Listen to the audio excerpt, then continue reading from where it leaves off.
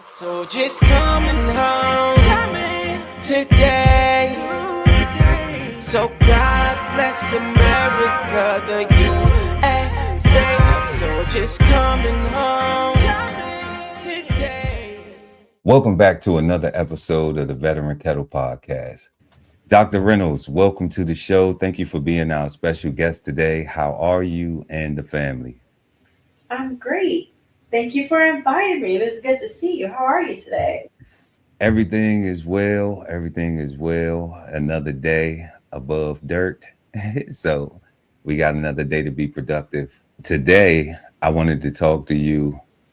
I have some questions just about your career in the United States Navy, your influences, your motivation, and some things that possibly you can share with our viewers to encourage some youth or some, or prospective enlistees and those who may be thinking of pursuing a career in the United States military. So, without further delay, our first question is, what inspired you, Dr. Reynolds, to join the U.S. Navy? When I was younger growing up, I did not know. I mean, it's weird, but I didn't know that much about military service. Like, I did have an aunt that was in the Army. But for me, I met a teacher in high school. I did maybe JROTC, and he was like a father to me. Like, he was great. He, would sit there when I was going through the process of applying for schools. I didn't necessarily have the funding to go to schools. So he would sit there with me. He really wanted me to go to the Naval Academy, but I didn't really want to. He helped me with applications. I applied to 3 schools for a Navy ROTC scholarship, and I received one at Hampton University. So I went there for 4 years. I graduated with a bachelor's in computer science, and then from that, I was commissioned in the Navy. In computer science. Oh, wow. So after you were commissioned, did you go to the academy, or you just direct commission right into? How did that work? So I was ROTC. So with the Navy, there's a few different paths. One, you can obviously go to the Naval Academy, which is the kind of the premier commissioning source. You can go ROTC, which I did. My unit was the Hampton Roads Consortium. So at the time, it consisted of Old Dominion, Norfolk State, and Hampton University. So we were one consortium together. And there are other commissioning sources, like there's OCS, Officer Candidate School, that people go through. There's programs such as like Boost. It's like a Broaden Opportunity, I think it's called. And that's enlisted to commissioning program. And then you also have things, there was back in the day, there was C21 and enlisted commissioning program. So the one that I went through was the Navy ROTC, where went from high school into college, 4 years of college, did training during the summers. I also had to take at least 4 credits additional per semester on my load. Some naval science classes and drill class, or we had a drill, which was every Thursday, and then we would take like celestial navigation, leadership, seamanship, just different types of courses. And then every summer we had to go to what's called Portramid, where you would go, first year was exploration, second year you went kind of like an enlisted midshipman, and then the third year you would go as like officer midshipman, and then you get commissioned after that. Okay, so what was your first unit like after you were commissioned? So after I was commissioned, at the time, we had surface warfare officer school that we went to. It was like a 5 to 6 month program, and it was in Newport, Rhode Island. So I would say like a couple of days after I graduated from college, went straight to Newport, was there for 5 or 6 months. You're going through firefighting school, Camp Radcon, What else did we do? Just kind of like some engineering classes, basic seamanship classes, things of that nature. And then you go to more into a specialty school after that. So the time I was supposed to go to my ship and be communications, but what ended up happening is that the coal got bombed. So while we were in Rhode Island, so they kind of shifted around people's orders. So I ended up on my first ship, which was the USS Nashville. It was a marine transport ship out of Norfolk, Virginia. It's no longer commissioned. It got decommissioned sometime, I think it was like 2008 or so. And when I got there, within a week of getting there, we deployed. Where did you guys deploy to? What was that like? So we did a Mediterranean deployment. So when you sail over, we went to North Carolina first, picked up the Marines, and then we went up to the Med. We in-chopped into Rota, Spain, and then after that, you change fleets when you do that. So we went to Greece, Croatia, Spain. We were off the coast of Morocco for a while, France, and we did go to Malta. Malta. Kind of jumping around, basically a lot of med ports. So I didn't make it to Malta though. There's a reason for that, but yeah, we jumped around. Okay. No, Malta's a good time. Greece is a good time. Rota, Spain is a good time. Yeah, I've had the pleasure of visiting all of those places as well, Portland and all those places. What were some of your roles and responsibilities while you were on? What type of craft was that? Was that an aircraft carrier? So that was my second ship. My first ship, I was on LPD. That was a marine transport ship. Every surface warfare officer, your very first goal is to get qualified surface warfare. It's like licensed to drive ships. So one, you'd have a division. So I was the electrical officer on there. Had a division of about maybe 18 people. And then I also had to qualify to drive the ship. So learning the propulsion of the ship. At the time, that ship was a fully steam ship. We had two 600-pound steam boilers. It was an older ship. It was built in the 70s. It needed to be decommissioned, but they were waiting, which later on in life, career-wise, I became those programs. Wow, that's amazing, Dr. Reynolds. So how do those skills, or would you say that those skills that you acquired in the Navy translate to the civilian sector? So at the time, you're like, oh my gosh, what am I going to do in the regular world? So after I left Nashville, I did go to South Carolina and upstate New York for a year. So I was one of very few women at the time in the nuclear power program. So I went to South Carolina for, it's just basically power school. And then I went to New York for the prototype, which is the basically on the job training, shift training. After that, I was stationed on an aircraft carrier. I was on the USS Theodore Roosevelt. When I was on Roosevelt, we were going through an overhaul, right? It wasn't the long overhaul, but it was an extensive one. So we were on 24-hour shifts eventually. Like when we shut down, we were on 24-hour shifts. And it got to the point, it's one of those things, it's like when you're a nuke, only certain people can do the work. There's people that are behind you that are coming in. If you're shut down, right, not operating, they can't qualify. But the people ahead of you are leaving. So at a certain point, we got to the point where we were standing 24 hours of duty, where maybe about 20 to 22 hours you're awake. If you're sleeping in your uniform. We were sleeping in chairs, and we just had kind of a walkie-talkie on us because the shipyards were on 24-hour shift, and people needed to sign off on engineering work, piping work, and because it is such a highly regulated field, nobody else could sign off on the work. That's right. Yeah. And then, after we were done, we started steaming. Still the same situation where the people behind you were not qualified yet. So you still have this smaller sector of people. It's getting smaller that were the ones that were operating when the ship was shut down, and then also when you're getting your qualifications. So what that taught me was a lot. I mean, I've already had work ethic, from when I was younger. I would always work 2 to 3 jobs. No big deal for me. My mama was a hustler, and she taught us to be hustlers too. But it was very mentally taxing. Yes. It was, because it's like, you really, I mean, honestly, you had no social life. Mhm. I had a boyfriend, I'd be like, nope.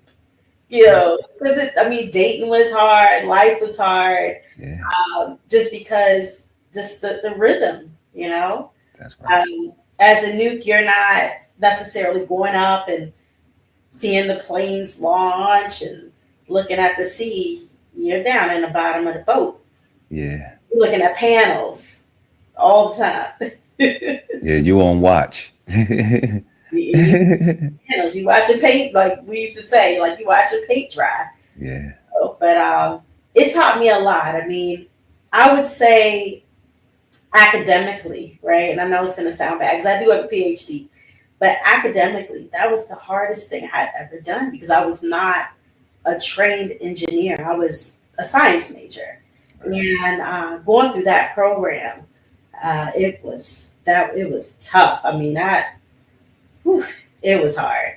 but you got qualified though, right? Yeah, I made it through, and That's right. I made it on the ship, and you know, um, we always had these things. That is one of the hardest fields, if not the hardest, in the Navy. You got the SEALs, you got the aviators, you have like the crypto guys, and you got the nukes. I would say that those are some of the harder disciplines in the Navy. So if you get through that, good on you. Yeah, you pretty squared away. How were you able to use that in transitioning from active duty to the civilian sector? So, and again, at the time, I did not know how that transition was going to work. One tool that helped me to start kind of figuring out is I did go to TAPS, and we had a really good TAPS Transition Assistance Program. We had a really good TAPS class. We had great instructors.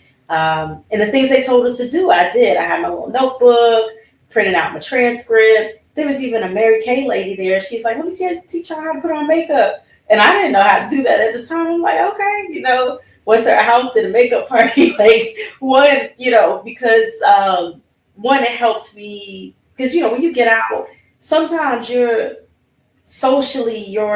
not at the same social level as people that are not in, right? So one is an adjustment to get back to civilian life. But career-wise, what I didn't realize is that I was a project manager.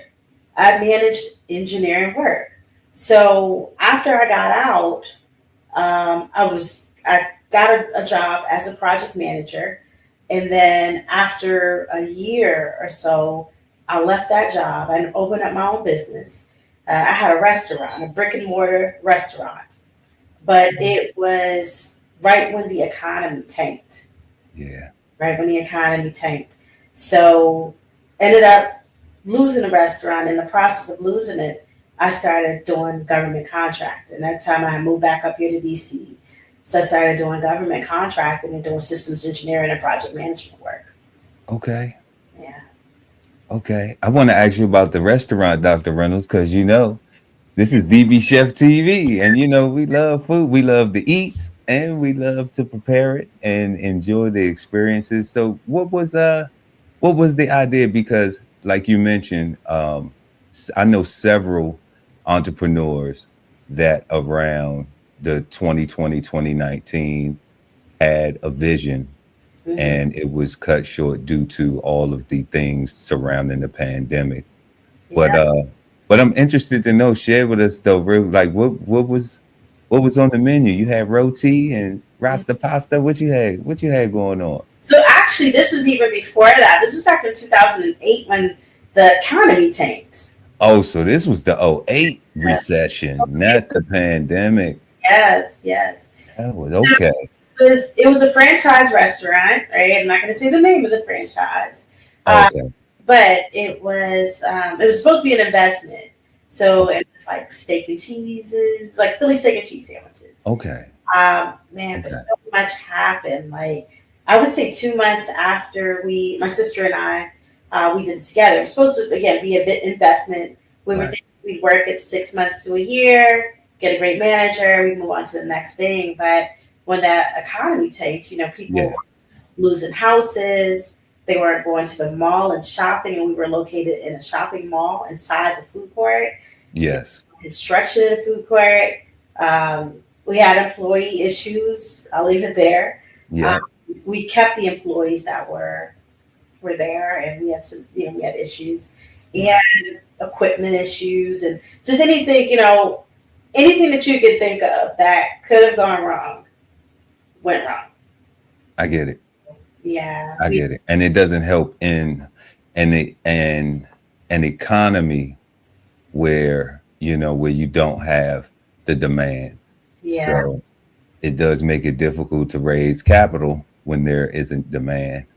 So definitely, that's awesome, though. But it's never too late. It's never too late.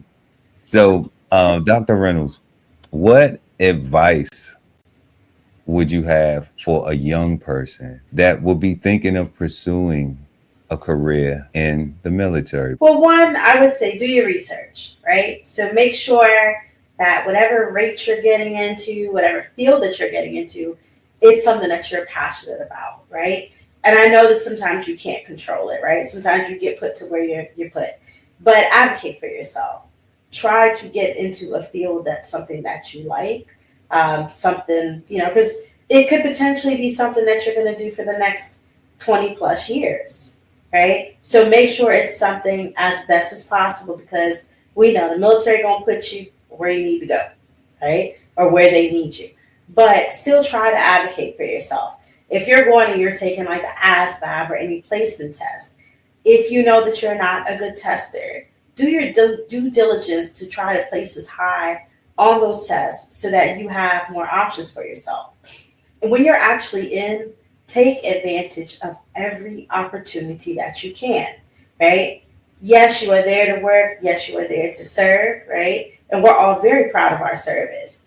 But you also want to make sure that if programs come up or opportunities, that you take advantage of those. I was able to pretty much get 4 degrees out of the military. I have a bachelor's, 2 master's degrees, and PhD, right? I also have 2 graduate certificates and 2 professional certifications as well.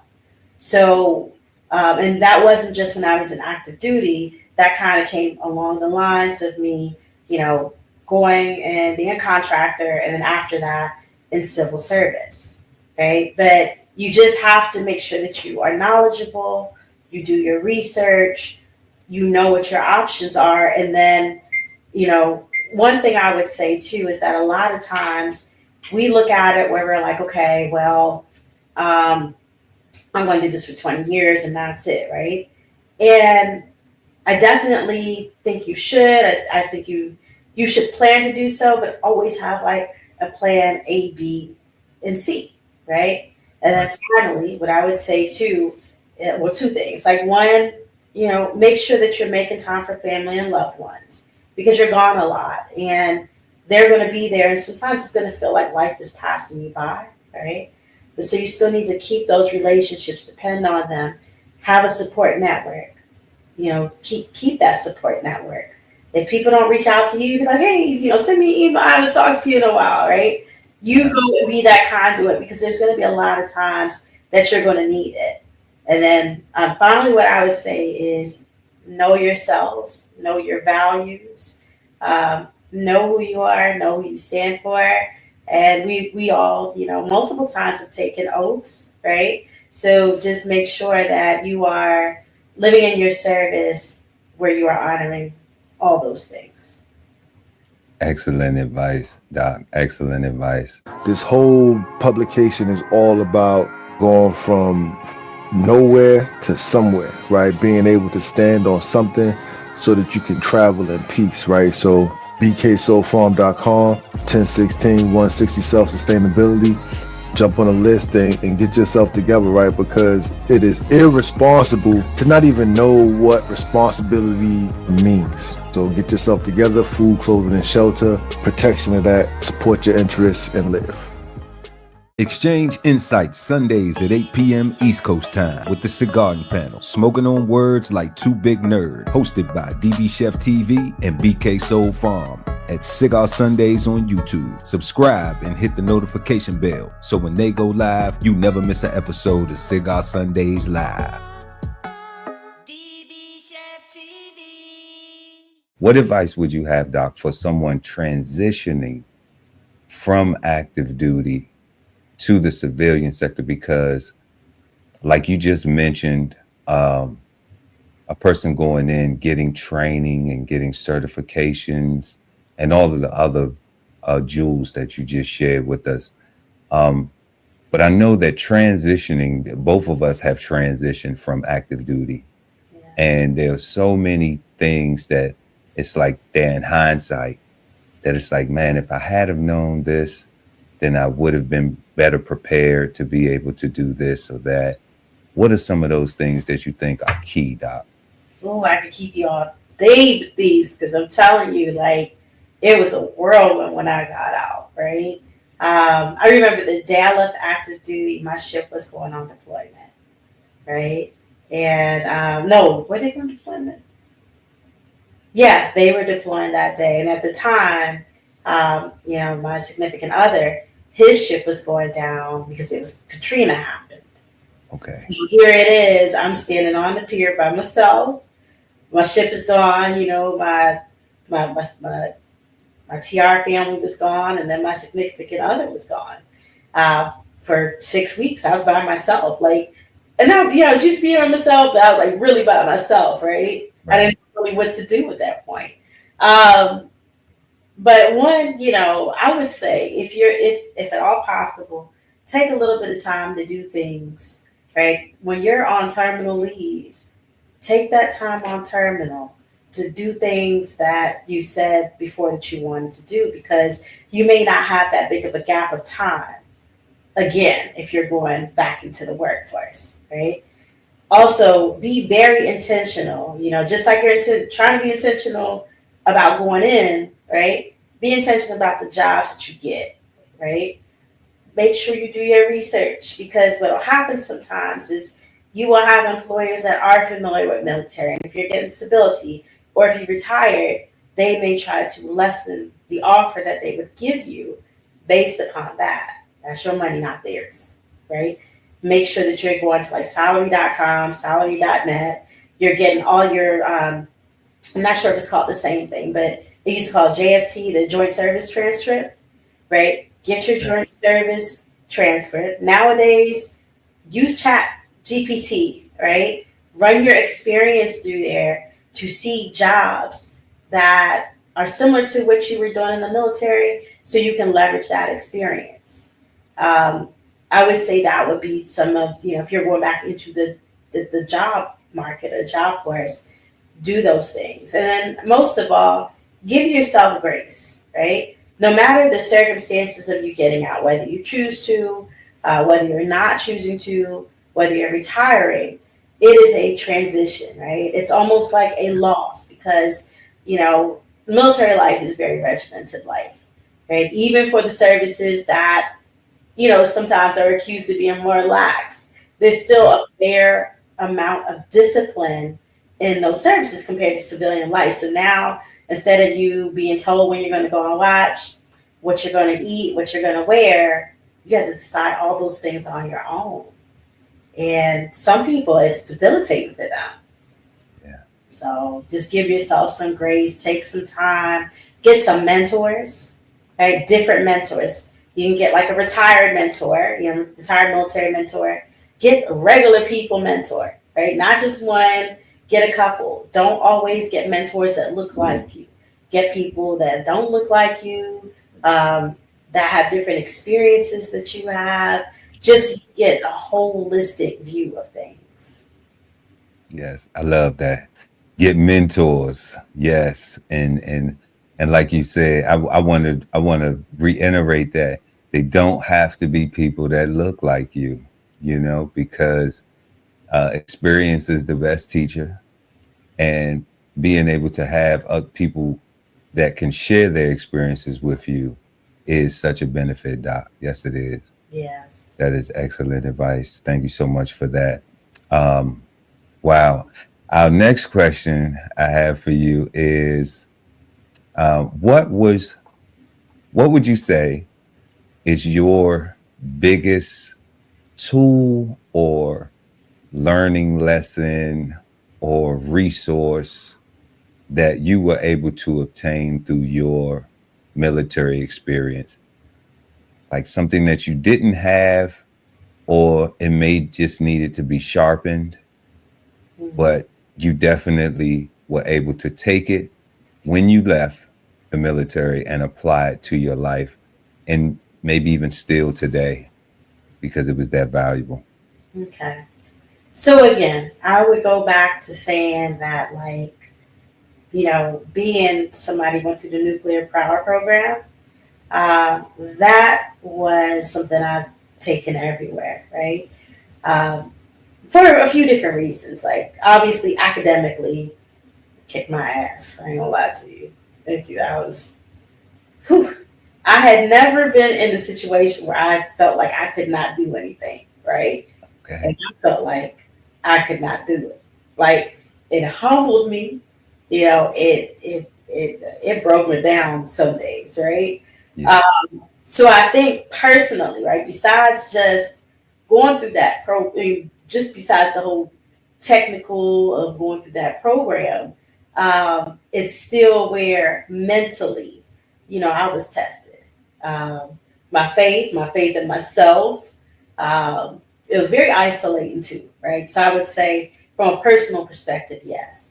Um, as far as tools, I mean, again, I learned once I got out the program and I was actually operating, I learned so much, right? It's just learning how to multitask, learning the engineering work. I didn't know at the time, you're like, okay, well, this is what I have to do. But just managing multi-billion-dollar assets, right? If you think about it, it's like I was in my 20s at the time and handling work packages that were, millions and billions of dollars, right?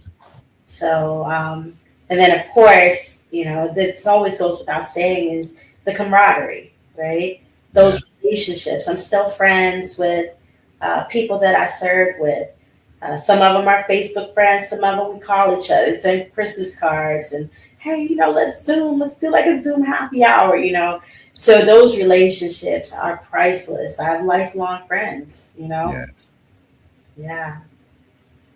Yeah, that's amazing. Yeah, shout out to all my shipmates and soldiers and sailors and everyone else. Yeah, that is a treasure, to build that friend network. Okay, so Dr. Reynolds, man, everything today has just been so wonderful. I mean, you just dropping so many jewels, sharing so much valuable information.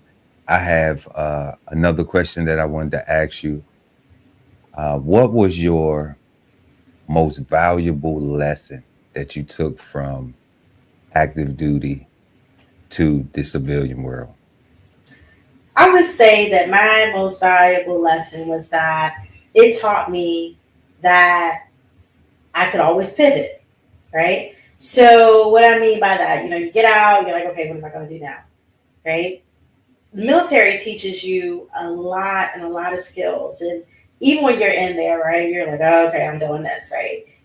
What you do is very, very valuable, right? Whether it be management, leadership, project management, engineering, whatever your rate is, whatever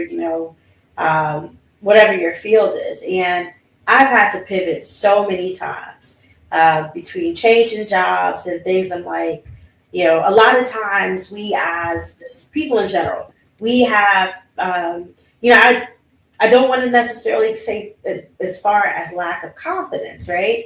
but it's really self-efficacy, where we don't believe in a certain area that we can do certain things. And what it taught me is that, okay, I might not be 100% perfect at something or know how to do it, but at the same time, put my name in the hat, right? What's the worst somebody can say is no, right? I've been told no a lot in my life, and I will continue to hear that word no over and over and over again. Somebody told me the other day, no is a complete sentence, and sometimes it is, right? But it's, to me, it's being, not having so much fear that you won't try, right? Because nobody will tell you no. Or nobody's able to tell you no if you haven't even given them a chance to, right? So if you see something, right, again, there's going to be limits, right? Make sure that at least try to work yourself up to whatever you're going to do, but don't dismiss yourself, right? I'd rather somebody else tell me no than me tell myself no. So I would say that was one of the biggest things, is learning that I could pivot, learning that I could do whatever I wanted to do, learning that the world is my oyster, right? Today, I'm transitioning out of working in the federal government, but I'm an adjunct professor. I've been an adjunct professor now for 8 years. I taught business, leadership, organizational management. I teach project management certification. I'm also an entrepreneur. I help small businesses with basically saying, this is who I am, and this is what I'm going to show up as. This is what I want people to see me as. And a lot of times, even though that sounds simple, it's not. People struggle with that. So I would say that would be one of the biggest things I came out with is pivoting and being able to say, this is me and this is my identity. Yes, that's beautiful. Being able to pivot. I'm trying to tell you, if you can't pivot, you can't score sometimes. Mm-hmm. Yes, indeed, Doc. I love it. Oh, man. So one more question for you, Dr. Reynolds. The bittersweet.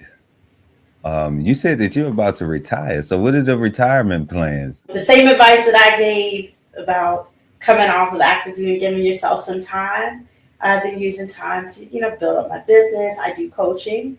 So I'm picking up more coaching clients, helping people with small businesses, with personal branding, things of that nature. I'm doing some stuff around the house. Finally, I have an excessive amount of clothes. So cleaning my closet out, cleaning my garage out. I've been spending some time with my grandmother. Yeah.